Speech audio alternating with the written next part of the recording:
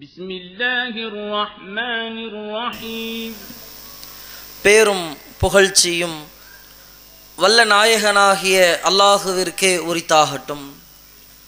அல்லாஹுவின் அன்பும் அருளும் வற்றா பெருங்கருணையும் இந்த உலகத்திற்கு இறுதி தூதராக தேர்ந்தெடுக்கப்பட்ட அண்ணலன் பெருமகனார் நபிகள் நாயகம் ஸல்லல்லாஹு அலைஹி வஸல்லம் அவர்கள் மீதும் அவர்களுடைய வழிகாட்டுதலின் அடிப்படையில் தங்களுடைய வாழ்க்கையை அமைத்து கொண்ட சத்திய சஹாபாக்கள் மீதும் சஹாபிய பெண்மணிகள் மீதும் குறிப்பாக இந்த மாலை நேரத்தில் அல்லாஹுவை குறித்து உபதேசிக்கப்படுகின்ற இந்த சபையில் ஒன்று குழுமியிருக்கும் நம்மவர்கள் அனைவரின் மீதும் ஏக இறைவனின் அன்பும் அருளும் உண்டாகட்டுமாக. பேரன்பிற்கும் பெருமதிப்பிற்கும் உரிய எல்லாம் வல்ல ஏக இறைவனின் நல்லடியார்களே,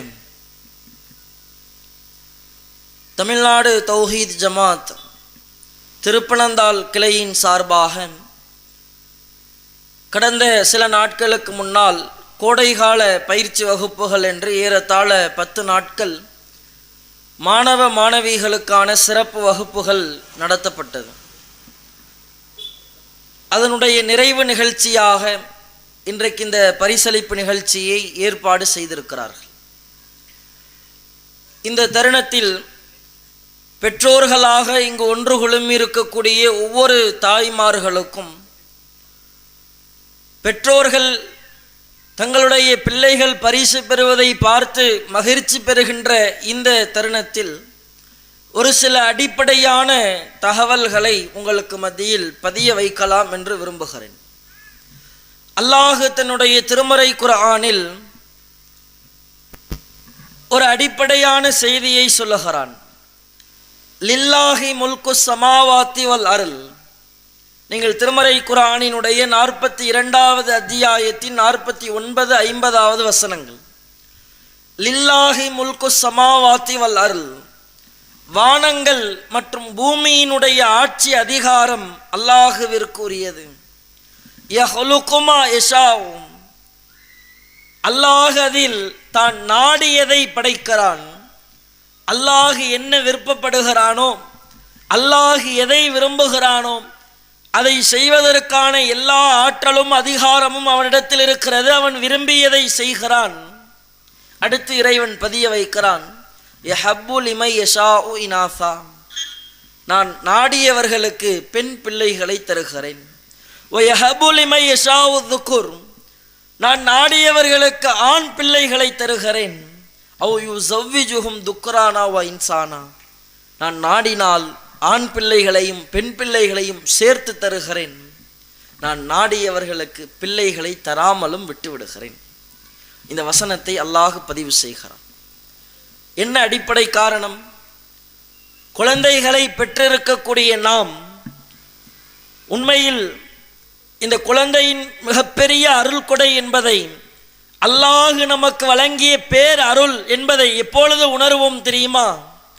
திருமணமாகி ஒரு 2 ஆண்டு காலங்கள், ஒரு 3 ஆண்டு காலங்கள் குழந்தைகள் இல்லைன்னு வைங்கள,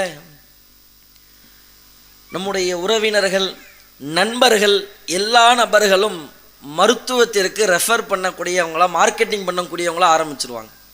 வீட்டுக்கு வரும்போதே நீங்கள் ஏன் சித்த மருத்துவத்தை ட்ரை பண்ணி பார்க்கக்கூடாது? தஞ்சாவூரில் அந்த டாக்டர் இருக்கார், அவரை போய் பாருங்களேன். இப்படி தான் எங்கள் வீட்டுக்கு பக்கத்துலேயும் ஒருத்தவங்க இருந்தாங்க. இதில் இப்ளீஸை சும்மா இருப்பான அவனும் வந்துடுவான். நமக்கு தெரிஞ்ச ஒரு பெண்மணி இப்படி தான் கல்யாணமாகி 10 வருஷமாக குழந்தை இல்லை. அந்த தர்கால போய் ஒரு தொட்டியில் கட்டிட்டு வந்தாங்க. அடுத்த 3 மாதத்தில் குழந்தை உண்டாயிடுச்சு. நீங்கள் அதை ட்ரை பண்ணி பார்க்கக்கூடாது இப்படின்னு வர்றவங்க போகிறவங்க எல்லா நபர்களும் நீங்கள் அந்த மருத்துவத்தை பார்த்தா என்ன, அவரை ரெஃபர் பண்ணால் என்ன, இப்படி மருத்துவ ஆலோசகர்களாக மாறிவிடுவார்கள். அப்பொழுது மிகப்பெரிய மன அழுத்தத்திற்கு ஆட்படுத்தப்படும். ஆனால் நீங்கள் எந்த மருத்துவத்தை பார்த்தாலும் சரி, அல்லாஹ் நாடினால்தான் இந்த குழந்தை என்பதை தருவான். இதை அல்லாஹ் அருள் கொடை என்று சொல்லுகிறான். இந்த குழந்தை பாக்கியம், குழந்தைகளை அல்லாஹ் தருவது அல்லாஹுவின் புறத்திலிருந்து வரக்கூடிய பேர் அருள். ஆனால் இன்றைக்கு நம்முடைய சமுதாயத்தின் நிலைமையை பார்க்கின்ற போது உண்மையில் இந்த அருள் கொடையை பெற்றோர்களாக இருக்கக்கூடிய நாம் சரியான முறையில் கையாளுகிறோமா? அருட்கொடையாக இறைவன் தந்திருக்கிறானே, நாளை மறுமையில் நம்முடைய பிள்ளைகளை குறித்து நம்மை விசாரிப்பானே. நாம் நம்முடைய பிள்ளைகளை எப்படி வளர்த்தோம், அவர்களுக்கு என்ன போதனை செய்தோம், எதை சொல்லித் தந்தோம், அடிப்படையாக அவர்களுக்கு எதை சொல்லித்தர வேண்டுமோ அதுவெல்லாம் தாயாரிடமிருந்து தகப்பனாரிடமிருந்து அவர்களுக்கு போய்விட்டதா, நாளை மறுமையில் அல்லாஹ் கேட்பானே என்ற சிந்தனை இன்றைக்கு நம்மிடத்தில் பல நபர்களிடத்தில் குறைந்து விட்டது. நீங்கள் யோசித்து பாருங்கள், எல்லா நபர்களும் இதை செய்திருப்போம். குழந்தை உண்டாகிவிட்டது என்ற தகவல் தெரிந்த மாத்திரத்தில் பல தாய்மார்கள் தொழுகையில் சஜ்தாவில், இறைவா இந்த குழந்தையை ஆரோக்கியமான குழந்தையாக சாலிகான குழந்தையாக ஆக்கித்தா இறைவா துவா செய்திருப்போம். அப்படியே குழந்தை பிறந்த தருணத்தை நீங்கள் யோசித்து பாருங்கள். மனைவி மருத்துவமனையில் சேர்க்கப்பட்டிருக்கின்ற போது கணவர் அங்கேயும் இங்கேயும் மாற்றி மாற்றி நடப்பார். குழந்தை பிறந்துச்சா இல்லையா, என்ன குழந்தை, மனைவி எப்படி இருக்கிறாங்க. குழந்தையை கொண்டு வந்து கையில் கொடுத்த மாத்திரத்தில் தெரிந்தவர்கள் நண்பர்கள் எல்லாத்துலேயும், ஃபேஸ்புக்கில் வாட்ஸ்அப்பில் எல்லாத்துலேயும் செய்தி, எனக்கு ஆண் குழந்தை பிறந்து விட்டது. அடுத்து கூடுதலாக ஒரு வார்த்தை, சாலிகான பிள்ளையாக வளர துவா செய்யுங்க பாய். நண்பர்களுக்கு ஃபோன் செஞ்சு, பாய் எனக்கு பெண் குழந்தை பிறந்து விட்டது, சாலிகான பிள்ளையாக வளர பிரார்த்தனை செய்யுங்கள் சொல்லி இருப்போம். ஒவ்வொரு தாய்மார்களும் தன்னுடைய குழந்தையை பார்த்து அல்லாஹ்விடத்தில் கையேந்திருப்போம், இறைவா இந்த குழந்தை சாலிகான பிள்ளையாக வளர வேண்டும் இறைவா. எல்லா நபர்களும் குழந்தை பிறந்த மாத்திரத்தில் இந்த பிரார்த்தனையை அல்லாஹ்விடத்தில் முன்வைத்திருப்போம். பிரார்த்தனை செய்வது தவறு இல்லை, பிரார்த்தனை செய்யணும். இறைவா இந்த குழந்தையை தொழுகை சாலியாக, இபாதத் சாலியாக, உன்னை பயப்படக்கூடியவனாக, உன் மீது அதீத நம்பிக்கை வைக்கக்கூடியவனாக இவனை ஆக்கு இறைவா, அல்லாஹ்விடத்தில் பிரார்த்தனை செய்யலாம். ஆனால் வெறுமென பிரார்த்தனை செய்தால் மாத்திரம் போதுமானதா? சாலிகான பிள்ளையாக வளர வேண்டும் என்று பிரார்த்தனை செய்த நாம் நம்முடைய பிள்ளையை சாலியாக வளர்த்தெடுப்பதற்கு என்ன செய்திருக்கிறோம்? உள்ளத்தில் அல்லாஹுவை குறித்த, நபிகளாரை குறித்த, இஸ்லாம் குறித்த அடிப்படையான போதனைகள் அவனுடைய உள்ளத்தில் ஆழ பதிந்திருக்க வேண்டும். அப்பதான் அவன் சாலிகான பிள்ளையா இருப்பான், சாலிகான முறையில் அப்பதான் வளருவான். நான் சொல்லலைங்க, அல்லாஹு சொல்லுகிறான். திருமறை குர்ஆனில் நீங்கள் பார்க்கலாம், அல்லாஹ் பேசுகிறான். சூரத்துல் பக்ராவினுடைய 269வது வசனம், யோத்தில் ஹிக்மத்தமை யஷாவ், அல்லாஹ் தான் நாடியோருக்கு இந்த கல்வியை வழங்குகிறான், ஞானத்தை வழங்குகிறான். அடுத்து அல்லாஹ் சொல்லுகிறான், ஒமையோ அத்தல் ஹிக்மத்த ஃபகத் ஊத்திய கைரன் கசீரா, யாருக்கு கல்வி ஞானம் வழங்கப்பட்டிருக்கிறதோ, யாருக்கு இந்த இஸ்லாம் குறித்த அறிவு வழங்கப்பட்டிருக்கிறதோ அவர்களுக்கு அதீத நன்மையை அல்லாஹ் தருகிறான். ரசூலுல்லாஹ் சொன்னாங்க, மை யுரீத் அல்லாஹு பிஹி கைரன், அல்லாஹ் ஒருவருக்கு நன்மையை தர விரும்பினால், ஒருவருடைய தரஜாவை அல்லாஹ் உயர்த்த விரும்பினால் அல்லாஹ் முதலில் என்ன தெரியுமா செய்வான்? யுஃபக்கிஹு ஃபித்தீன், இந்த மார்க்கத்தில் விளக்கம் பெற்றவர்களாக அவர்களை ஆக்கும்.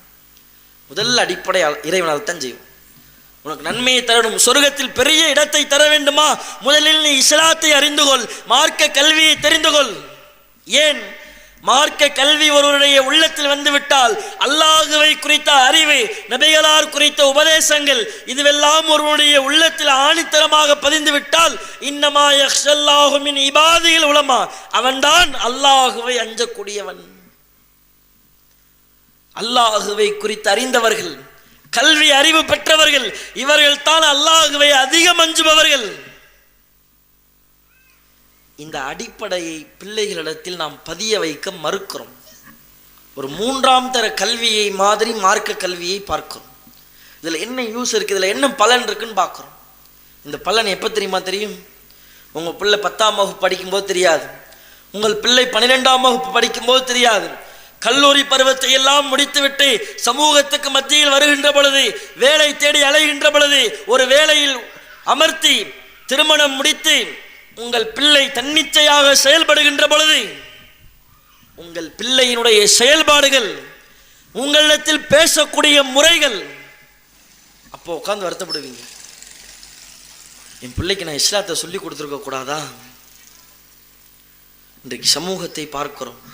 இந்த மார்க்க கல்வி பிள்ளைகளிடத்தில் சரியாக போய் சேராதது. இஸ்லாம் தடுத்த எல்லா காரியங்களும் அவருடைய வாழ்க்கையில் சர்வ சாதாரணமாக வருகிறது. சமீப நாட்களில் பாருங்கள், பிள்ளைகளிடத்தில் மது பழக்கங்கள், போதை வஸ்துகள் பல மடங்கு பெருகி போயிட்டு. பள்ளிக்கூட படிக்கிற மாணவர்கள் 5ஆம் வகுப்பு 6வது படிக்கிற பையன்லேருந்து பேசும்போது எப்படி நம்ம பேசுகிறான், மாப்பிள்ளை தலைவாணி வச்சிருக்கியா மாப்பிள்ளைன்னு கேட்குறான். 5வது படிக்கிற பையன், என்னடா தலைவாணி, தூங்க போறியா? அது வாயில வைக்கிறதுங்க. 5வது படிக்கிற பையன், 6வது படிக்கிற பையன் பீடி வாங்கி குடிக்கிறது, சிகரெட் எடுத்து குடிக்கிறது, அது வீடியோ எடுத்து ரீல்ஸ் வேற போடுறது. எனக்கு தெரிஞ்சு நம்முடைய ஊருக்கு பக்கத்தில் ஒரு கவர்மெண்ட் ஸ்கூலில் ஒரு பிரின்சிபல் எல்லாரும் நிற்க வச்சு பேசுகிறார். நம்முடைய பள்ளி வளாகத்தில் இந்த கூலிப் என்ற போதைப் பொருள் அதிகமாக கிரவுண்டில் கிடக்குது, எவனும் உள்ளே எடுத்துட்டு விடாதீங்களான்னு பேசுகிறார். எல்லாம் 6வது 7வது 8வது படிக்கிறப்ப. இதில் முஸ்லீம் மாணவர்கள் விதிவிலக்கெல்லாம் கிடையாது, நமக்கு தெரியாது. வீட்டில் வரும்போது சுப்ஹானல்லாஹ் அல்ஹம்துலில்லாஹ் அஸ்ஸலாமு அலைக்கும் இப்படி தான் இருப்பான். அவன் நண்பர்களோடு பேசும்போது பாருங்க, காது கொடுத்து கேட்க முடியாது. அவன் கூப்பிடும்போது, அவன் நண்பர்களை கூப்பிடும்போது எப்படி நம்ம கூப்பிடுவான், அவன் பேர் சொல்லி கூப்பிடவே மாட்டான், அவங்க அத்தா பேர் சொல்லி தான் கூப்பிடுவான். அவன் பேசக்கூடிய பேச்சுக்களை எல்லாம் காது கொடுத்து கேட்க முடியாத அளவுக்கு அவ்வளவு மோசமாக இருக்கும் முஸ்லிம் பிள்ளைகளிடத்தில். ஏன்? இது குறித்த இஸ்லாத்தின் அடிப்படை போதனைகள் அவனுடைய உள்ளத்தில் ஆணித்தரமாக பதிய வைக்கப்படவில்லை. இஸ்லாத்தை படிக்கிறான், அதான் மதரசாவுக்கு அனுப்புறோமே, மதரசாவுக்கு வரான், இஸ்லாம் சொல்லப்படுகிறது, சொல்வதை காதில் கேட்கிறான், அவனுடைய வாழ்க்கையில் அவனால் செயல்முறைப்படுத்த முடியலை. ஏன்?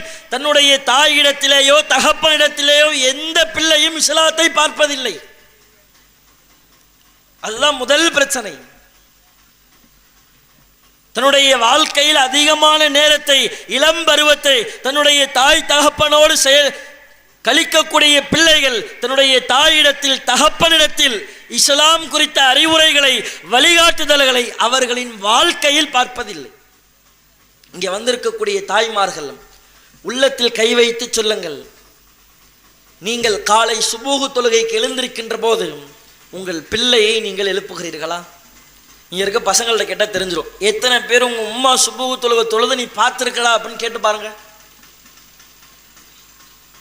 நாமளே சொல்லுவோம், அவங்க புள்ள நைட்டு ஃபுல்லாக கண்ணு முழிச்சு என்னமோ வேலை பார்த்த படித்த மாதிரி நைட்டு ஃபுல்லாக கண்ணு முழிச்சிருந்தான்,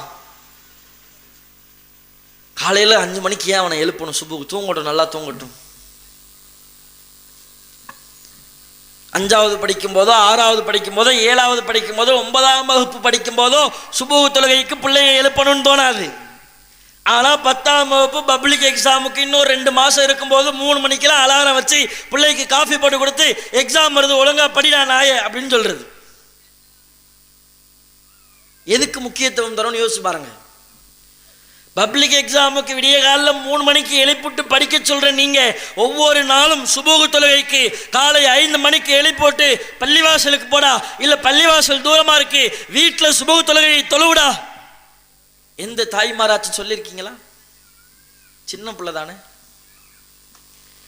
நீங்கள் தொழுவதை சுபூகை விடுங்கள், மற்ற ஏனைய வக்துகளை லுஹரோ அசரோ மகரிபோ இஷாவோ ஏதோ ஒரு வக்து தொழுகை நீங்கள் வீட்டில் தொழுவதை உங்கள் பிள்ளை பார்த்திருக்கிறானா? நீங்கள் தொழுவதை பார்த்ததில்லை, உங்கள் கணவர் தொழுவதை அவன் பார்த்ததே இல்லை வாழ்நாள் முழுக்க ஜும்மாவை தவிர. பிறகு எப்படி உங்களுடைய பிள்ளை தொழுகைசாலியாக இருப்பான்? உம்மா தொழுவல, வாப்பா தொழுவல, நான் மட்டும் தொழுகைசாலியாக இபாதத்சாலியாக எப்படி இருக்க தோணும்? உம்மா வாப்பாவே அலட்சியமா இருக்கிறாங்க, புள்ள நான் இப்படி கட்ட தொழுவேன். உங்களிடத்தில் இஸ்லாத்தை பார்க்க பிள்ளைகள் மறுக்கிறார்கள். நீங்க எல்லாம் யோசிச்சு பாருங்க. மக்தப் மதரசாவில் இந்த தூங்குவதின் ஒழுக்கங்கள் பாடம் எடுக்கிறோம். அதில் ஒரு பையன் சொல்றான், நம்ம சொல்றோம் ரசூலா இஷா தொழுதுட்டா வீண் பேச்சில் ஈடுபட மாட்டாங்க, போய் தூங்கிடணும்டா. அவன் சொல்கிறான், அஜரத்தை 1க்கு 4 டியூஷன் சேர்த்து விட்ருக்காங்க வீட்டில், எல்லாம் முடிச்சுட்டு வர்றதுக்கு 10 மணி ஆகிடுது, எப்படி தூங்குறது 9:30 மணிக்கு? சரி டியூஷனுக்கு போயிட்டு வந்து தூங்குடா. இல்லை அஜரத்தை ஹோம்ஒர்க் கொடுத்துருக்குறாங்க, அதெல்லாம் வேற எழுதணும். சரி எல்லாம் முடிச்சு எப்படா தூங்குவேன்? ஒரு 10:30 மணி 11 மணிக்கு படுத்துடும் அஜரத்து. சரி 11 மணிக்கு தூங்கணும், நைட்டு ஃபோன் நோண்டக்கூடாது எல்லாம் சொல்லி அனுப்புனா அடுத்த நாள் காலைல வரான். அஜரத்து குப்பரை படுத்து பார்த்தேன், மல்லாக்க படுத்து பார்த்தேன், போர்வையெல்லாம் எடுத்து போத்திட்டேன், தலைவாணியும் எடுத்து மூஞ்சில வச்சு பார்த்துட்டேன், என்னால் தூங்க முடியல அஜரத்து. ஏன்டா என்னடா பிரச்சனை? என் கண்ணு அங்கே தான் போகுது. எங்கடா போகுது? பக்கத்தில் எங்கள் உம்மா படுத்துட்டு ரீல்ஸ் பார்க்குறாங்க அஜரத்து, நான் மட்டும் எப்படி தூங்குறது? பல குடும்பங்கள் இதாங்க நிலைமை. 5வது 6வது படிக்கிறான், கையில் ஒரு ஆண்ட்ராய்டு ஃபோனு. உம்மா இந்த பக்கம் ரீல்ஸ் பார்க்கறது, இவன் இந்த பக்கம் ரீல்ஸ் பார்க்கறது. இவனுக்கு ஏண்டா ஆண்ட்ராய்டு ஃபோனு? அவங்க உம்மா அவங்க அத்தா வாங்கி அனுப்புனாங்க, இவங்க தான் சொல்லியிருப்பாங்க, தொல்லை பண்ணுறாங்க, என்னைய ஃபோன் பார்க்க விட மாட்டேங்கிறான் நைட்டு ஃபுல்லாக, அவனுக்கு ஒரு ஃபோனை வாங்கி கொடுங்க. அதான் எல்லா வீட்லையும் ஒய்ஃபை வந்துருச்சுல, 1 2 3 4 தட்டினா இன்டர்நெட்டை கனெக்ட் பண்ணிவிட்டு அவன் பாட்டுக்கு பார்க்குறான். 12 1 2 3. இந்த இரவு நேரங்களில் திருட்டு குறைஞ்சிருக்கு தெரியுமா? அதுக்கு என்ன காரணம் தெரியுமா? யார் வீட்லையும் நைட்டு தூங்குறது கிடையாது, எல்லாம் 2 மணி 3 மணி. திருட்டு பையலும் பயப்படுறான், எவன் வீட்டுக்கடா போகிறது? எல்லா பையலும் 3 மணி வரைக்கும் ஃபோன் நோண்டிட்டு இருக்கிறான், எவனும் தூங்க மாட்டேங்கிறான்.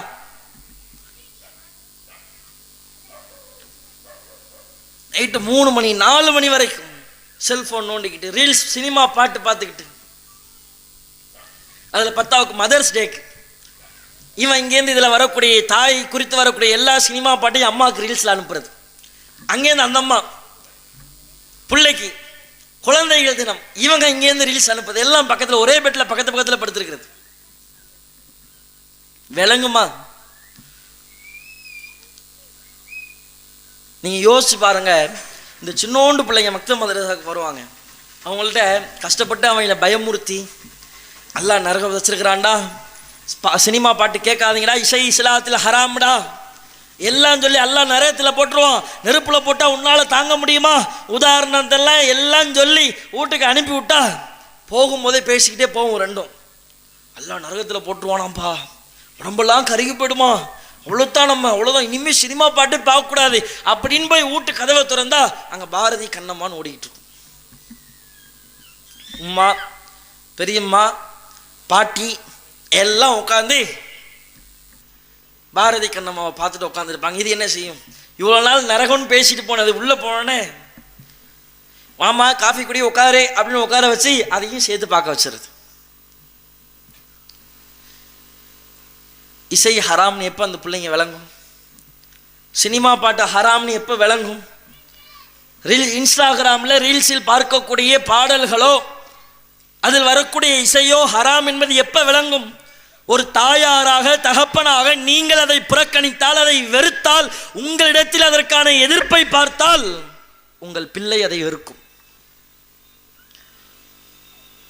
எங்க உம்மா சினிமா பாட்டு பார்க்க மாட்டாங்க, எங்க வீட்டில் தொலைக்காட்சி இருக்கிறது, அதில் சினிமா படமோ சினிமா பாடல்களோ சினிமா நடிகர்கள் குறித்த எதுவும் ஒளிபரப்பப்படாது, எங்க உம்மா பயங்கரமா கோவப்படுவாங்க அப்படின்னு இருந்தா இதை ஹராமாக வெறுப்பார்கள். அல்லாஹுவின் தூதர் அவர்கள் தன்னுடைய வாழ்க்கையில் இஸ்லாத்தை தன்னுடைய குடும்பத்தாரிடத்தில் காண்பித்தார்கள். ரசூல்லாவுடைய பேர பிள்ளை சின்னோண்டு பிள்ளை ஒரு பேரிச்சம்பளத்தை எடுத்து வாயில் வச்சிருது. ரசூல்லா வாய்க்குள்ள விரல விட்டு எடுக்கிறாங்க, இது நபியின் குடும்பத்துக்கு ஹராம், இது சாப்பிடாது. சின்னோண்டு பிள்ளை அதுக்கு என்ன தெரியும்?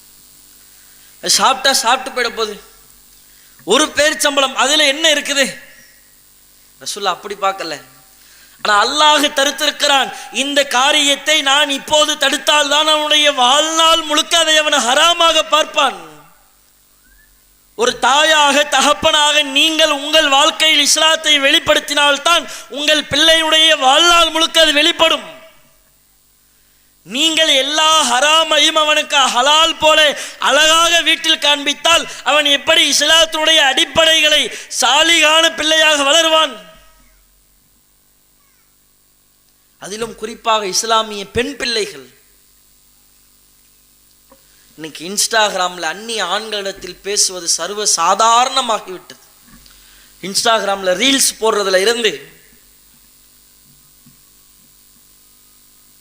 நீங்க பாருங்க, சமூக வலைதளத்தை பார்த்தால் முஸ்லிம் பெண்மணிகள் நினைத்தால் அவ்வளவு வேதனையாக இருக்கிறது. எத்தனை நிகழ்வுகளை பார்க்கிறோம். காவல்துறை காவல் நிலைய அலுவலகத்தில் 19 வயசு இஸ்லாமிய பெண்மணி ஒருத்தனோட வந்து நிக்குது. அவங்க அம்மா அந்த பையன் காலில் விழுந்து அழுகுறாங்க, தயவு செஞ்சு என் பிள்ளைய விட்டுறான். அவன் பார்க்கறதுக்கு பொறுக்கி பையன் மாதிரி இருக்கிறான், வேலை கிடையாது, ஒன்றும் கிடையாது. இஸ்லாத்தை விட்டு வெளில போய் திருமணம் முடிச்சுக்கிட்டு 3 மாதம் திரும்பி வீட்டுக்கு வருது. குடிகாரனா இருக்கிறான், அடிக்கிறான். 19 வயசு. எங்கேருந்துடா வந்துச்சு? இன்ஸ்டாகிராம். இங்கே இருக்கக்கூடிய தாய்மார்கள், உங்கள் பெண் பிள்ளைகளுக்கு செல்போன் வாங்கி கொடுத்துருக்கீங்கன்னா, எல்லா பிள்ளையும் குறை சொல்லலை, ஆனால் சைத்தான் அதற்கான கதவை அங்கத்தான் வச்சிருக்கிறான். உங்கள் பெண் பிள்ளைகளுக்கு செல்போன் வாங்கி கொடுத்துருக்கீங்கல்ல, உங்கள் பிள்ளையினுடைய இன்ஸ்டாகிராம் ஐடி உங்களுக்கு யாருக்காச்சும் தெரியுமா? என் பிள்ளையோட ஃபேஸ்புக் ஐடி இதுதான், என் பிள்ளையோட இன்ஸ்டாகிராம் ஐடி இதுதான், யாருக்காச்சும் தெரியுமா? அதோட பாஸ்வேர்டு என்னன்னு தெரியுமா? அதெல்லாம் என் பிள்ளை தங்கமான பிள்ளை, ஏதாச்சும் நடக்கிற வரைக்கும். அப்போ கூட நம்ம என்ன தெரியுமா சொல்லுவோம்? என் பிள்ளை நல்ல பிள்ளை தான், அவர் நண்பர்கள் தான் சரியில்லை, சேர்ந்து கெடுத்து பிடிச்சிங்க. இன்ஸ்டாகிராமில் யார்கிட்ட பேசுகிறாங்க, என்ன பேசுகிறாங்க, 11 மணி 12 மணி வரைக்கும் ரீல்ஸ் பாடல்கள் கேட்டு கேட்டு ஒரு இஸ்லாமிய பெண்மணி எப்படி இருக்க வேண்டுமோ அந்த எல்லா முறைக்கும் நேர் எதிராக போகிறாங்க. போடக்கூடிய ஷால்ல இருந்து நீங்கள் பாருங்கள், ஷால்ல இருந்து புர்காலேருந்து எல்லாம் மாறுது அப்படின்னா அதுக்கு என்ன காரணம்? இந்த இன்ஸ்டாகிராம் தான். பெற்றோர்களாக இருக்கக்கூடிய நீங்கள் கவனிக்காமல் விட்டது தான். பிள்ளை ஒன்று ஆசைப்பட்டு கேட்டுருச்சுன்னா அது ஹராமாக இருந்தால் கூட பரவாயில்ல போட்டுக்கிட்டோம், ஊர் உலகத்தில் போடாததான். இஸ்லாமிய பெண் பிள்ளைகள், அதுவும் கல்லூரி படிக்கக்கூடிய இஸ்லாமிய பெண் பிள்ளைகளுடைய ஷால் மக்கானாவை நீங்கள் பாருங்கள், அது இஸ்லாம் சொன்ன போதனையின் அடிப்படையில் தான் இருக்குதா? அதை வாங்கி கொடுத்தது யாரு?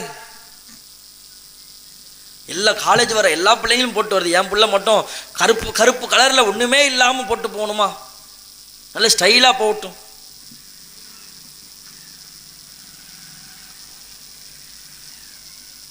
உண்மையிலேயே அன்பிற்குரிய சகோதரிகளே, இந்த மதரசாவில் பிள்ளைகள் வந்து சேருவாங்க, நம்முடைய பெண்கள் மதரசாவில் இந்த சேரக்கூடிய அந்த தருவாயில் இஸ்லாத்தினுடைய அடிப்படை ஃபஸ்ட் அந்த 1 மாத வகுப்புகள் எடுக்கும்போது இஸ்லாம் குறித்த 1% அளவு கூட இஸ்லாம் கொடுத்த அடிப்படை அறிவுகளில் பல மாணவிகளிடத்தில் பார்க்கிறோம். தொழுகையில் அத்தஹியாத்தில் என்ன சூறா ஓதணும், என்ன துவா ஓதணும் தெரியாது. துணை சூறாக்கள் அதிகபட்சம் 5 10 அவ்வளோதான். இப்பயே ட்ரை பண்ணி பாருங்க, வீட்டில் போய் உங்கள் பிள்ளைகளை கூப்பிட்டு வச்சு உனக்கு எத்தனை துவாமா தெரியும் சொல்லுமான்னு கேளுங்க. உன் உம்மா நான் மௌத்தா போயிட்டேன்னா என் ஜனாசால நீ என்ன துவா ஓதுவோமான்னு கேளுங்க. நீங்கள் அப்படித்தான் பிள்ளையை வளர்த்துருக்கிறீங்க. நீங்கள் மரணித்து போனால் கூட உங்களுக்காக பாவ மன்னிப்பு தேடுவதற்கு உங்கள் பிள்ளைக்கு பிரார்த்தனைகள் தெரியாது, ஜனாசா தொழுகை எப்படி தொழுவணும்னு தெரியாது, உங்களை எப்படி குளிப்பாட்ட வேண்டும் தெரியாது. 3 பொம்பளை பிள்ளை பெற்றிருப்பீங்க, மௌத்தா போய் கிடப்பீங்க, பெத்த தாயாரை வளர்த்த தாயாரை எடுத்து குளிப்பாட்டி கஃபன் பண்ணுவதற்கு அந்த பிள்ளைகளுக்கு தெரியாது. எங்கே இருந்தோ ஆலிமா வரணும். எவ்வளவு வேதனைக்குரிய செய்தி தெரியுமா? என்ன அடிப்படை? நாம் அலட்சியமாக தேவையற்றதாக கருதக்கூடிய இந்த மார்க்க கல்வி. இந்த மக்தப் மதரசாலாம் பார்ப்போம், நல்ல படிப்பான், நல்ல பயான் பேசுவான், இஸ்லாத்தில் மார்க்க பிரச்சாரராக ஆகக்கூடிய அளவுக்கு அவனை வளர்த்து கொண்டு வந்தா 9வது வகுப்பு வரும், அத்தோடு மதரசா விட்டு நிப்பாட்டிடுவாங்க.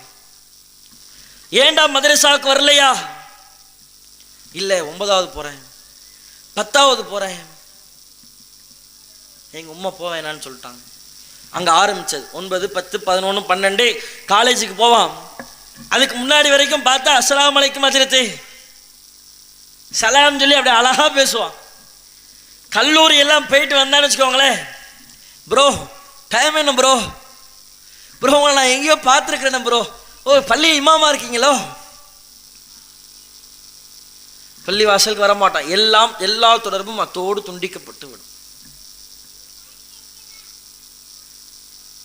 அன்பிற்குரிய சகோதர சகோதரிகளே, ஒன்றே ஒன்றை அடிப்படையாக புரிந்து கொள்ளுங்கள். மார்க்க கல்வி அதுதான் அடிப்படை. உலக கல்வி அவசியம் தான், இல்லைன்னா சொல்லலை.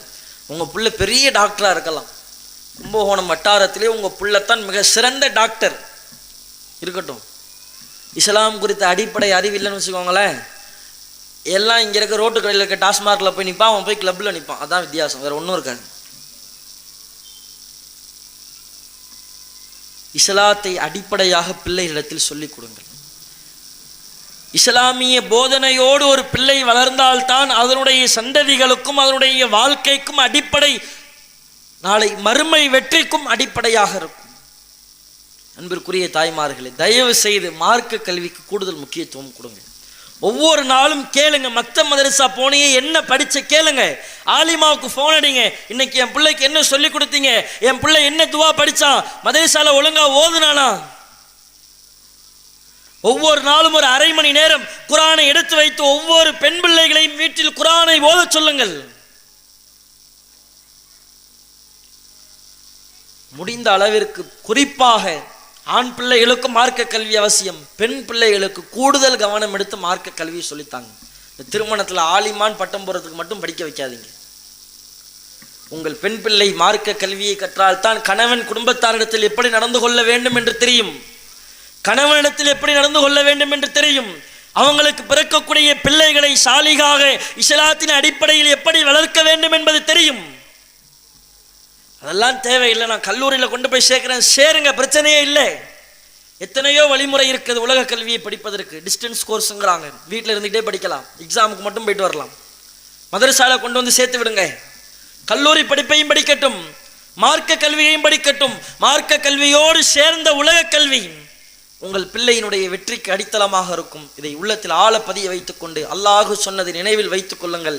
இன்னமா யக்ஷல்லாஹு மின் இபாதிஹில் உலமா, அல்லாஹுவை அதிகம் அஞ்சுபவர்கள், அல்லாஹுவை குறித்து அறிந்தவர்கள். இதை உள்ளத்தில் ஆழ பதிய வைத்துக் கொண்டு நம்முடைய பிள்ளைகளுக்கு மார்க்க கல்வியை சொல்லித் தருவோம். பெற்றோர்களாக நம்மிடத்தில் இஸ்லாத்தை வெளிப்படுத்துவோம். நம்மை பார்த்து நம்முடைய பிள்ளைகள் இஸ்லாத்தை கற்றுக்கொள்ளட்டும். அப்படி கற்றுக்கொண்டால் அந்த பிள்ளைகள் சிறந்த முறையில் வளருவார்கள் என்று கூறி என்னுடைய உரையை நிறைவு செய்கிறேன். வாஹிர் தவானா அல்ஹம்துலில்லாஹி ரப்பில் ஆலமீன். அஸ்ஸலாமு அலைக்கும் வரஹ்மத்துல்லாஹி வபரகாத்துஹு. அன்பிற்குரிய சகோதர சகோதரிகளே, கூடுதல் தகவல் என்ன அப்படின்னா, நம்முடைய திருப்பனந்தாளுக்கு அருகாமையில் இருக்கக்கூடிய சோழபுரம், இந்த சோழபுரம் ஊரில் ஏறத்தாழ 6 ஆண்டுகளாக உம்மு சலமா இஸ்லாமிய பெண்கள் கல்வியகம் என்று பெண் பிள்ளைகளுக்கு மார்க்க கல்வியை போதிக்கக்கூடிய, ஆலிமாக்களாக பேச்சாளர்களாக உருவாக்கக்கூடிய கல்வி நிறுவனம் சிறந்த முறையில் 6 ஆண்டு காலங்கள் வெற்றிகரமாக நடந்து கொண்டிருக்கிறது. இந்த ஆண்டும் அங்கே அட்மிஷன் நடைபெற்று கொண்டிருக்கிறது.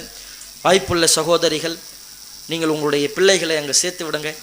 தாய்மார்களுக்காகவும் 3 மாத காலம் தீனியாத் வகுப்பு என்று மார்க்க கல்வியை சொல்லித் தருகிறார்கள். நீங்கள் வாய்ப்பு இருந்தால் நீங்கள் கூட, திருமணமானவர்கள் கூட அந்த 3 மாத வகுப்பில் கலந்து கொள்ளலாம். வாகன வசதிகளும் ஏற்பாடு செய்திருக்கிறார்கள். இன்ஷா அல்லாஹ் இந்த வாய்ப்பை சரியான முறையில் பயன்படுத்தி கொள்ளுங்கள். அஸ்ஸலாமு அலைக்கும் வரஹ்மத்துல்லாஹி வபரகாத்துஹு.